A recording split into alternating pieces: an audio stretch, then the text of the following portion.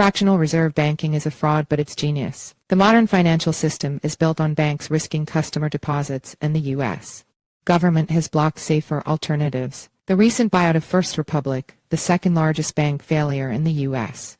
ever, has raised serious questions about solvency and liquidity across the global banking system. Banks are supposed to be stodgy operations. Customers deposit money into a bank account for safekeeping and withdraw it whenever they want to use it. And by and large, that system works. But banks need to make money, and most banks in the United States are basically free or low-fee accounts. So how do banks make money? By lending out customer deposits to risky businesses to make yield, of course. This article is excerpted from the Node CoinDesk's daily roundup of the most pivotal stories in blockchain and crypto news. You can subscribe to get the full newsletter here. In reality, banks run like this: short-term, safe customer deposits come in the door. The bank uses those short-term customer deposits to invest in long-term, risky assets in exchange for future financial returns, and then the banks pray like hell that all the customers don't want their deposits at the same time, since short-term deposits are tied up in long-term assets. This is fractional reserve banking, where only a fraction of customer deposits need to be held in the bank's reserve, and it's a widely known fraud.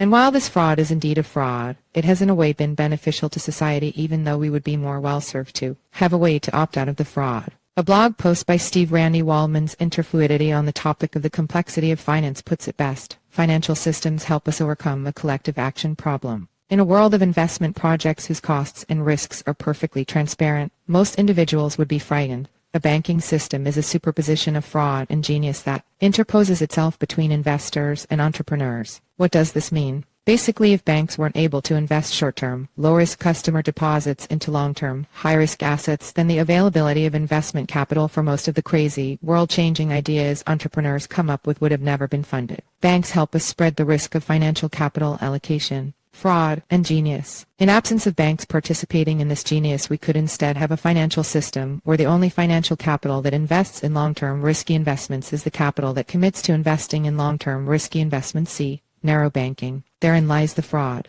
The fraud is that almost no one who deposits money into bank accounts knows that they are opting into this particular solution for the collective action problem of financial capital allocation. Here's the thing though, this genius has been kind of good for society. We've been tricked into making productive investments. Unproductive investments too, sure. But you'd be hard-pressed to argue that we would have made more productive investments without the genius of fractional reserve banking. But when fractional reserve banking is backed by the U.S. government, when no alternatives available or even legally allowed, like with Custodia Bank or the narrow bank, that is a problem. People should have the option to deposit with these narrow banks that don't participate in fractional reserve banking practices, because, as we've seen recently, when fractional reserve banking goes wrong, the fallout is catastrophic. See also, BNP Paribas will link digital yuan to bank accounts for promoting CBDC use. Report: the good thing is that banks do appear to be moving towards a more narrow model. Sure, it might get more expensive for companies to get capital, since there will be less capital available if the fractional reserve banking system becomes less popular, but that's fine. The people who invest in high-risk, potentially high-reward investments and assets should be the people who outright declare, I want to invest in high-risk, potentially high-reward investments and assets. Otherwise, it's fraud. So, the modern financial system is built on fraud and genius. Does the latter excuse the former? Probably not.